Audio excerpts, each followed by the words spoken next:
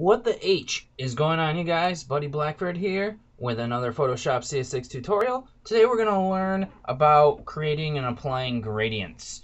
And gradients are a gradual increase from one color to another. So it's going to take all the colors in between one color and increase it to the point where you make it to another color. So we're going to show you where the gradient tool is. It's where the paint bucket tool is, and the gradient tool, they're in the same section here, and the hotkey is G.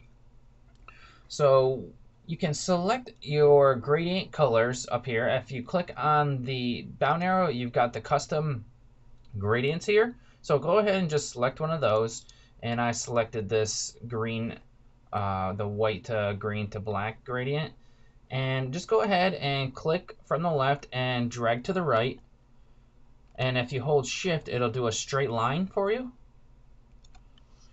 And you get your gradient that gets laid down. And the gradient will start from where you clicked up here on the, if you look at the image up here on the left or down here, it'll start from the left on your gradient image up here, on your gradient sample or whatever. And will end where your mouse was. It'll end on the right in your gradient sample image. So what I'm trying to say is that if I decided to go from right to left with this, the whole gradient is going to flip-flop, because every time where you click your first mouse, sorry for like stuttering a little back there, okay, where you click your mouse, that's going to be the left starting point over here. Where you release your mouse at the end, that's going to be the ending point, as you can see, like that. So it's not going to just go across your whole entire thing. It's going to be where you clicked and started and let go of your click and ended.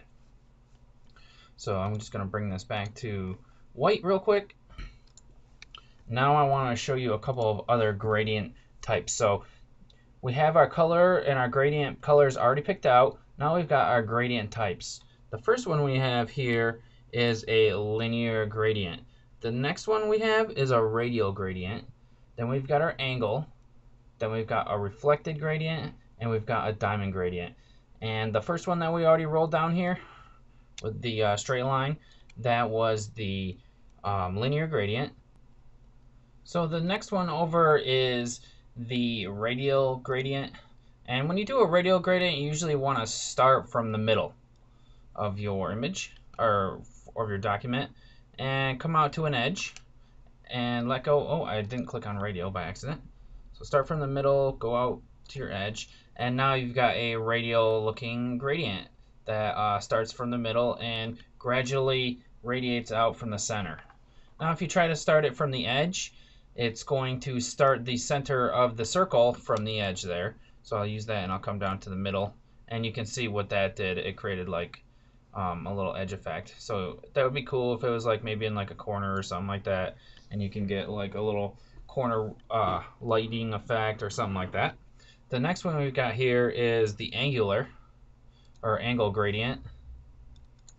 And the angle gradient is kind of like the radial gradient, but it has really sharp edges. So for example, if I start from the middle and come out to the edge with the angle gradient here, you can see how it has the really sharp edge, and it just basically starts here and from this edge right here and comes around into a full circle, and the gradient actually ends here instead of emanating out from the center. It like kind of wipes around in a circle, like if it was like a windshield wiper wiping on color. So when you have something like this, you're going to want to have a gradient that's symmetrical, so the two colors match each other at the end and blend right into each other. So the next one that I want to show you here is the reflected. So let's go ahead and test this one out. So on this one, you're probably going to want to start from the center as well.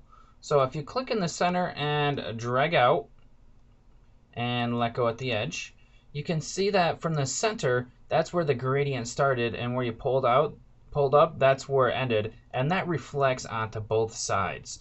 And if you don't have it like completely even, you can see that the end color kind of dozes off towards the edge, and just keeps on going on as the last color.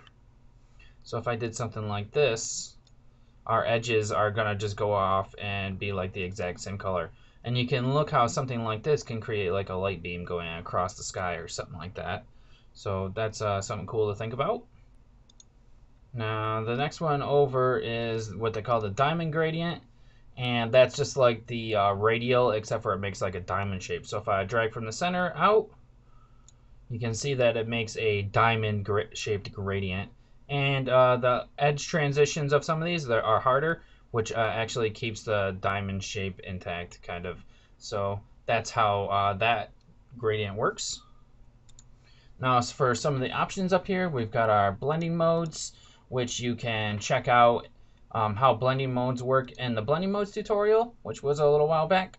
We've got our opacity that is just going to show how transparent or opaque the gradient you just laid down is going to show up on the layer. We've got reverse, so if I click on reverse, you can see that the sample has been reversed, and now when you drag out, it's going to go the other way.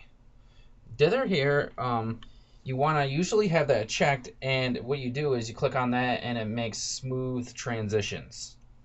And then we've got our transparency here, because when you have that checked, you're allowed to use transparency when creating gradients. So I could create a gradient that starts off at white and blends off into transparent, and effectively I'm making a gradient on the opacity. So that'll be for another tutorial, probably the next one. So stay tuned for that tutorial and learn more about gradients in the next one coming up. So I thank you guys for watching this one. See you guys in the next one. Have a good one.